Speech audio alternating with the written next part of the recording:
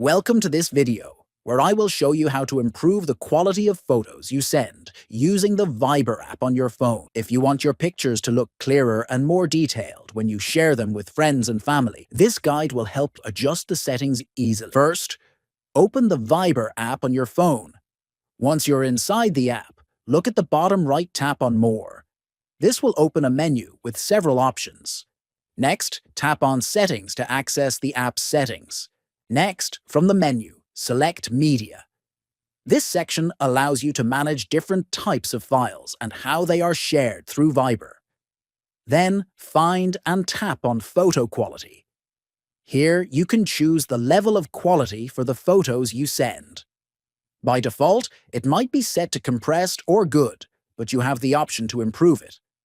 Finally, select Excellent to ensure that your photos are sent in the highest quality possible. Keep in mind that sending photos in excellent quality might use more data and take longer to send, especially if the files are large. Thank you for watching.